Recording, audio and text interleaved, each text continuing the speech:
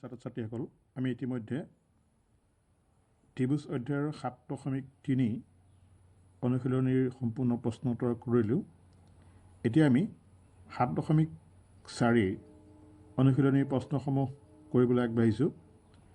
আমি প্ৰশ্নসমূহ কৰাৰ আগতে ত্ৰিভুজ সম্পৰ্কত আৰু এটা ধৰ্ম আমি অধ্যয়ন কৰিব লাগিব। সেইটো হ'ব ইনইকুৱেলিটিজ ইন এ ট্ৰাইংগল, অৰ্থাৎ ত্ৰিভুজৰ অসমতা। ত্ৰিভুজৰ অসমতা মানেনো কি? অৰ্থাৎ ত্ৰিভুজ কেনেকৈ অসমান হ'ব পাৰে, কোণ আৰু বাহু, সেই সম্পৰ্কে আমি চাওঁ। আমি এডাল ৰেখাখণ্ড ল'লোঁ আৰু ৰেখাখণ্ডৰ ওপৰত আমি বক্ৰৰেখা ল'লোঁ। এই বক্ৰৰেখাডালত আমি যিকোনো এটা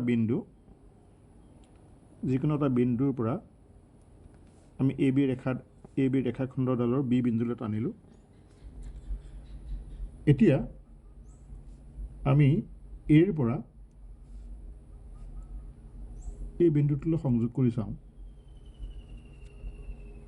তেতিয়া ইয়াত বি বিন্দুলৈ টনাৰ ফলত এটা যিটো কোণ উৎপন্ন কৰিলে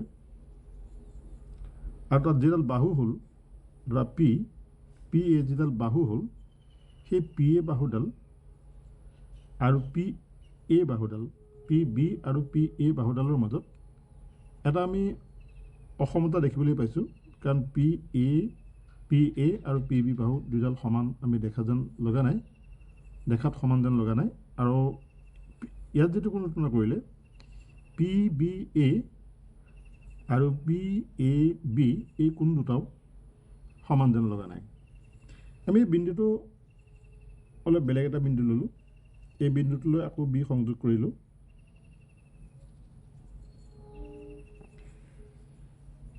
এতিয়া দেখিলোঁ যিটো কোণ আগতে উৎপন্ন আছিলে তাতকৈ কোণৰ পৰিমাণটো কমিলে।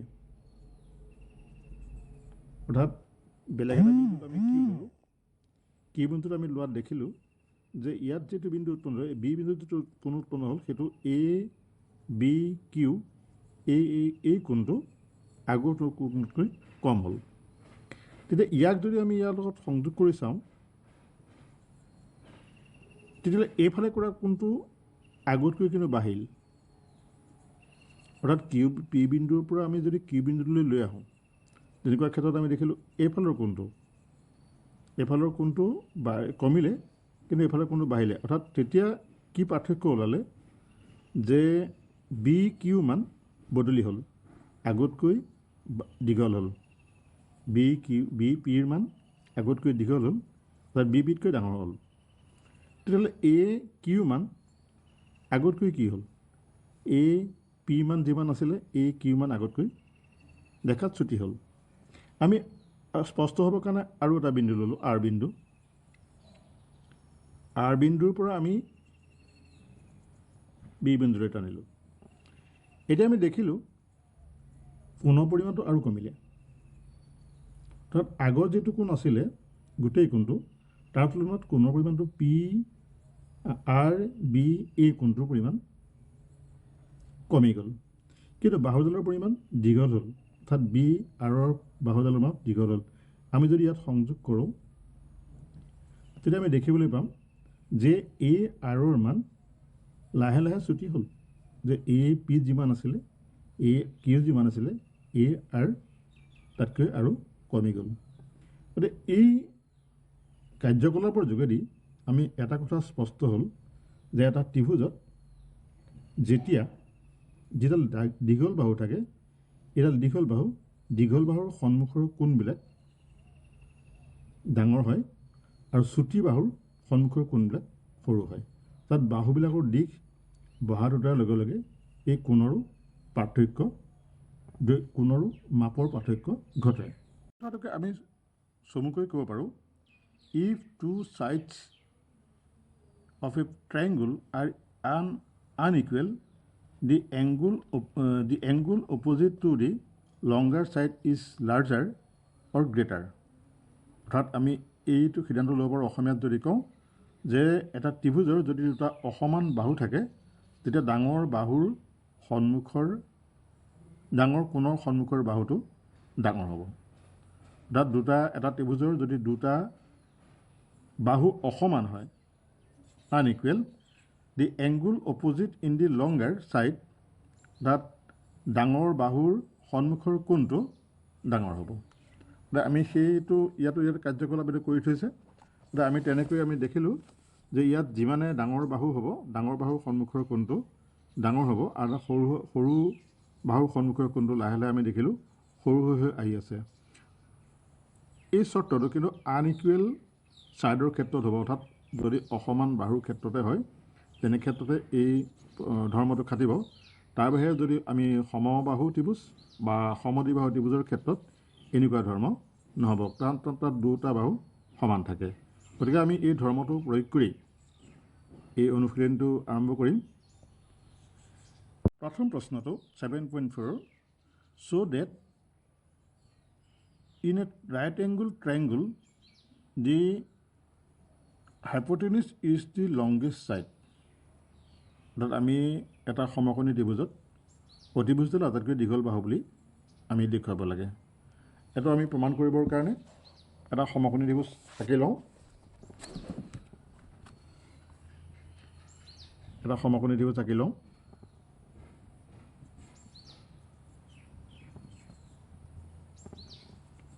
ABC আমি এটা সমকোণী ত্ৰিভুজ আঁকিলোঁ।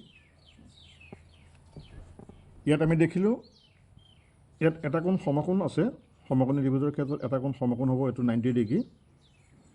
ABC কোণৰ পৰিমাণ এংগুল ABC সমান 90 ডিগ্ৰী। গতিকে আমি ধাৰণা কৰিব পাৰোঁ যে চি কোণ আৰু এ কোণ দুয়োটাই কিন্তু 90 ডিগ্ৰীতকৈ সৰু হ'ব। তোমালোকে নিশ্চয় ধৰিব পাৰিছা, কাৰণ আমি জানো আগত ত্ৰিভুজত তিনিটা কোণৰ যোগফল, অৰ্থাৎ এ কোণ বি কোণ চি কোণ তিনিটা যোগ কৰিলে 180 ডিগ্ৰী হয়। যদি বি কোণটো অকলেই 90 ডিগ্ৰী হয় তেন্তে এ কোণ আৰু চি কোণ দুয়োটাই 90 ডিগ্ৰীতকৈ কম হ'ব লাগিব। যদি আমি এটা কোণো 90 ডিগ্ৰী বুলি ধৰি লওঁ তেতিয়াহ'লে বাকীটো কোণৰ মাপ নাইকিয়া হৈ পৰিব। গতিকে আমি সেই ধাৰণাটো স্পষ্ট হ'ব লাগিব যে এটা কোণ যেতিয়া 90 ডিগ্ৰী হ'ল বাকী দুয়োটাৰ মাপৰ সমষ্টিহে 90 ডিগ্ৰী হ'ব লাগিব, অৰ্থাৎ দুয়োটা কোণৰ মাপ যোগ কৰিলে 90 ডিগ্ৰী হ'ব লাগিব। তো ইয়াৰ পৰা আমি এটা কথা জানো যে বি কোণ তেতিয়াহ'লে যদি বি কোণ এ কোণতকৈ ডাঙৰ হ'ব। আমি এটা কথা পালোঁ যে বি কোণ এংগুল বি এংগুল চিতকৈ ডাঙৰ। এই চিনটো তোমালোকে কিজানি ধৰিব পাৰিছা, এইটো ডাঙৰ চিন। এংগুল বি কোণ এংগুল এ কোণতকৈ ডাঙৰ হ'ব। এইটোতো ধাৰণাটো স্পষ্ট হৈছে কিজানি, যিহেতু এ কোণ আৰু চি কোণ দুয়োটা যোগ কৰিলে 90 ডিগ্ৰী হ'ব, গতিকে এ কোণটোৰ মাপ 90 ডিগ্ৰীতকৈ সৰু হ'ব। তেনেকৈ আমি লিখিব পাৰোঁ বি কোণটো চি কোণতকৈ ডাঙৰ হ'ব। অৰ্থাৎ বি কোণটো এ কোণতকৈ ডাঙৰ, আনহাতে বি কোণটো চি কোণতকৈ ডাঙৰ। যদি বি কোণটো এ কোণতকৈ ডাঙৰ তেতিয়া আমি আগতে পোৱা সিদ্ধান্ত মতে বি কোণৰ সন্মুখৰ বাহু হ'ব AC। AC বাহুডাল এ কোণতকৈ ডাঙৰ মানে এৰ সন্মুখৰ বাহু হ'ব, এৰ সন্মুখত যদি চাওঁ BC বাহু, এতিয়া AC BCতকৈ ডাঙৰ হ'ব। যদি বি কোণ চি কোণতকৈ ডাঙৰ হয়, বি কোণটো যদি চি কোণতকৈ ডাঙৰ হয় তেতিয়া বি কোণৰ সন্মুখৰ বাহু AC বাহুডাল ডাঙৰ হ'ব, চি কোণৰ সন্মুখৰ বাহু ABতকৈ ডাঙৰ হ'ব। গতিকে আমি ইয়াক যদি 1 নম্বৰ দিলোঁ, এক যদি 2 নম্বৰ দিলোঁ, তেতিয়া 1 আৰু 2ৰ পৰা আমি লিখিব পাৰিম যে AC BCতকৈ ডাঙৰ, AC ABতকৈ ডাঙৰ। অৰ্থাৎ AC বাহুডাল AB বাহুতকৈ ডাঙৰ আৰু BC বাহুতকৈ ডাঙৰ। অৰ্থাৎ AC বাহুডাল গোটেই ত্ৰিভুজটোৰ আটাইতকৈ ডাঙৰ বাহু। তাত সমকোণী ত্ৰিভুজৰ AC অতিভুজডাল আটাইতকৈ ডাঙৰ হৈছে। গতিকে আমি তাক ধাৰণা কৰিব পাৰিম, এটাকে লিখিব পাৰিম যে AC is greater then AB আৰু AC। অৰ্থাৎ AC বাহু AB আৰু AC বাহুতকৈ AB আৰু BC বাহুতকৈ ডাঙৰ। এই কথাটোকে আমি জ্যামিতি আকাৰত লিখিবলৈ হ'লে তোমালোকক জ্যামিতি লিখাৰ আগৰ ধৰণ শিকাইছিলোঁ। গতিকে তাক মই আকৌ এবাৰ লিখি দিছোঁ এইখিনি আমি বিশেষ সূত্ৰ লিখিম বিশেষ সূত্ৰ তোমালোকে লিখিব জানিবা কিজানি বিশেষ সূত্ৰ ত্ৰিভুজ এ বি চিৰ এংগুল বি সমান 90 ডিগ্ৰী দেখুৱাব লাগে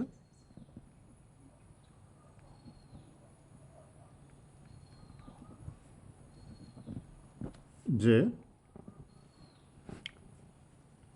AB is greater than AB AC is greater than AB আৰু AC এই প্ৰমাণৰ কাৰণে আমি বিশেষ অংকন কৰিব লাগে প্ৰমাণ আমি এইখিনিৰ পৰা লিখিলে হ'ব এইখিনিৰ পৰা আমি প্ৰমাণখিনি লিখিলে হৈ যাব এইখিনিৰ পৰা এইখিনি প্ৰমাণখিনি লিখি দিলে ইয়াৰ পিছত বিশেষ সূত্ৰৰ পিছত প্ৰমাণ বুলি লিখি আমি এই কথাখিনি লিখি দিলে জ্যামিতিটো সম্পূৰ্ণ হ'ব গতিকে নিশ্চয় বুজি পাইছা কিজানি এই জ্যামিতিটো বিশেষ জটিলতা নাই কিন্তু বুজি পাব লাগিব নম্বৰ প্ৰশ্নটো তোমালোকে দেখিছা চিত্ৰ আঁকি থোৱা আছে এ বি আৰু এ চি ত্ৰিভুজ এ বি চিৰ পি আৰু কি বিন্দুলৈ বহাই দিয়া হৈছে তাত এ বি আৰু এ চিক পি আৰু কি বিন্দুলৈ বহাই দিয়া হৈছে আৰু পি বি চি কোণৰ পৰিমাণ পি বি চি কোণ ইজ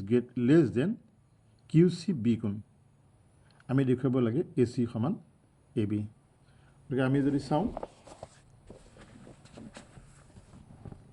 ইয়াত দি থোৱা আছে দিয়া আছে বিশেষ সূত্ৰত আমি লিখি লওঁ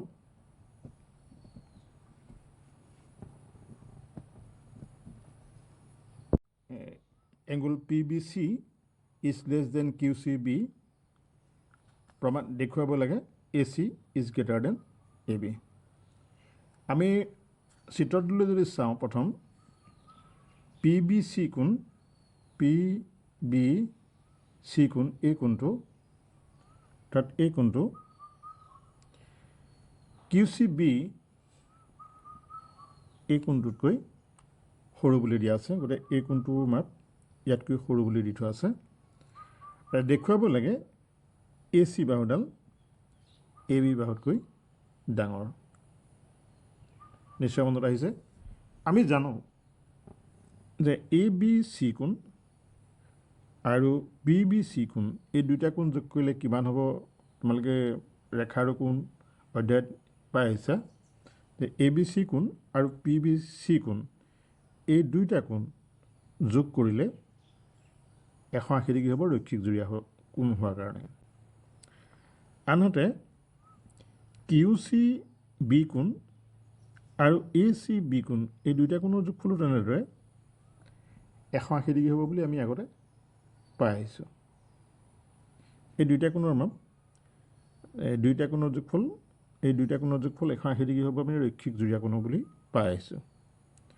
যদি আমি এ বি চি কোণৰ মাপ উলিয়াবলৈ যাওঁ তেতিয়াহ'লে আমি 180 ডিগ্ৰীৰ পৰা পি বি চি কোণ বিয়োগ কৰিব লাগিব আৰু যদি আমি এই কোণটোৰ মাপ উলিয়াবলৈ যাওঁ অৰ্থাৎ এ চি বি মাপ উলিয়াবলৈ যাওঁ তেতিয়া 180 ডিগ্ৰীৰ পৰা কিউ চি বি কোণটোৰ মাপ বিয়োগ দিব লাগিব এই প্ৰমাণৰ কাৰণে চাওঁ প্ৰমাণ এংগুল এ বি চি কোণ এংগুল পি বি চি কোণ সমান 180 ডিগ্ৰী এ বি চি কোণৰ পৰিমাণ কিমান হ'ব গতিকে angle A B C is equal 180 degree minus angle P B C কোণ আমি দ্বিতীয়টো যদি চাওঁ আৰু কি আছে angle A C B angle Q C B is equal 180 degree এইটো কাৰণ কি হ'ব আমি লিখিব লাগিব ৰৈখিক জুৰীয়া কোণ এইটো আমি লিখিম ৰৈখিক জুৰীয়া কোণ আমি এই দুটা কোণৰ যোগফল আমি 60 ডিগ্ৰী পালোঁ তেতিয়াহ'লে ইয়াত এ চি বি কোণৰ পৰিমাণ কিমান হ'ব angle A C B equal 180 degree minus angle Q C B গতিকে আমি এ বি চি কোণৰ মাপ উলিয়াই ল'লোঁ 180 degree 180 degree minus P B C angle আৰু এ চি বি মাপ হ'ব 180 মাইনাছ কিউ চি বি কোণ এতিয়া আমি দিয়া আছে চৰ্তটো যদি চাওঁ যে angle P B C is greater than এইটো দিয়া আছে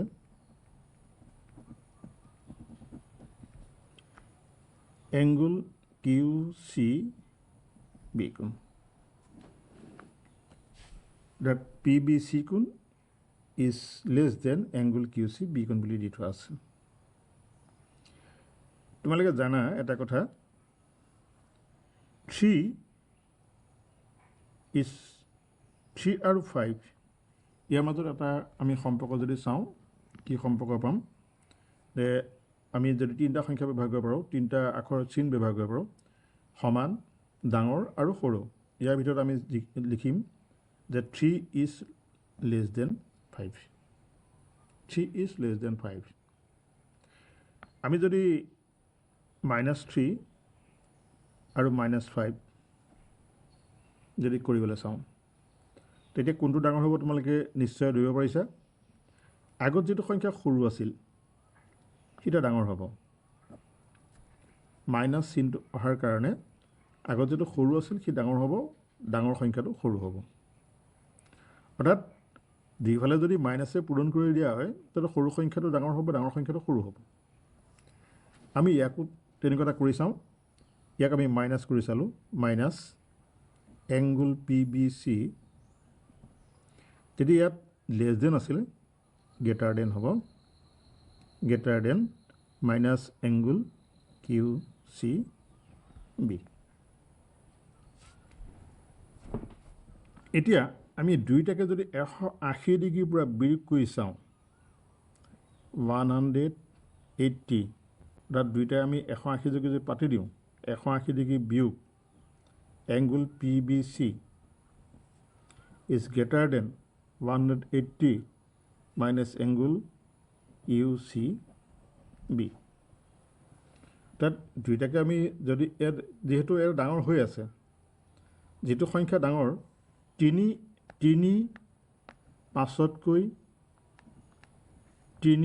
5তকৈ সৰু যদি আমি দুইফালে যোগ একেটা সংখ্যা যোগ কৰি দিওঁ 3 যোগ 2 5 যোগ 2 ইয়াৰ মাজত সম্পৰ্কটো একেটাই থাকিব সলনি নহ'ব অৰ্থাৎ 3 লগত 2 যোগ কৰিলে 5 5ৰ লগত 2 যোগ কৰিলে 7 আকৌ যদি আমি বিয়োগ কৰি চাওঁ 3 বিয়োগ 1 5 বিয়োগ 1 এটা একেটা সংখ্যা আমি যদি এবাৰ বিয়োগ কৰি চাওঁ 3 বিয়োগ 1 5 বিয়োগ 1 তাত দুই ক্ষেত্ৰত আমি দেখিম 3 পৰা 1 বিয়োগ কৰিলে 2 5ৰ পৰা 1 বিয়োগ কৰিলে 4 তেতিয়া এই সম্পৰ্কটো চিনটো সলনি নহ'ব সেইকাৰণে আমি একেটা সংখ্যাৰ পৰা যদি বিয়োগ কৰি চাওঁ তেতিয়াহ'লে এই চিনটোৰ পৰিৱৰ্তন নহ'ব চিনটোৰ পৰিৱৰ্তন হ'ব এটা কথাতে মাত্ৰ যেতিয়া বিয়োগে পূৰণ কৰা হয় গতিকে আমি 180 ডিগ্ৰী বিয়োগ পি বি চি আৰু 180 ডিগ্ৰী বিয়োগ কিউ চি বি আমি আগত পাই থৈছোঁ 180 ডিগ্ৰী বিয়োগ পি বি চি মানে হ'ল এ বি চি আৰু 180 ডিগ্ৰী বিয়োগ কিউ চি বি মানে এ চি বি গতিকে 180 ডিগ্ৰী পি বি চি আমি লিখিব পাৰিম 180 ডিগ্ৰী পি বি চি তাৰ সলনি আমি লিখিব পাৰিম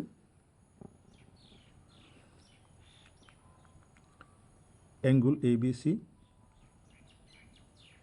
ইয়াত গ্ৰেটাৰ দেন থাকিব আৰু 180 ডিগ্ৰী বিয়োগ কিউ চি বি আমি লিখিব পাৰিম এংগল এ চি বি এইকেইটা আমি সমীকৰণ নাম দিব পাৰিম এইটো 1 নম্বৰ এইটো 2 নম্বৰ আমি ইয়াত লিখিব পাৰিম 1 আৰু 2 পৰা গতিকে এ বি চি এ চি বিতকৈ ডাঙৰ আমি যদি চিত্ৰত মন কৰোঁ যে এ বি চি কোণ এ চি বি কোণতকৈ ডাঙৰ অৰ্থাৎ এই কোণটো এই কোণতকৈ ডাঙৰ তেতিয়াহ'লে এ বি চি কোণটো যদি ডাঙৰ হ'বলগীয়া এইটো যদি ডাঙৰ হ'বলগীয়া হয় এই কোণটোৰ সন্মুখৰ বাহু হ'ব এ চি আৰু এ চি বি কোণটোৰ সন্মুখৰ বাহু হ'ব এ বি গতিকে আমি লিখিব পাৰিম যে A C is greater than A B আৰু আমাক তাকে দেখুৱাবলৈ কৈছিলে এইটো প্ৰমাণ কৰা হৈ গৈছে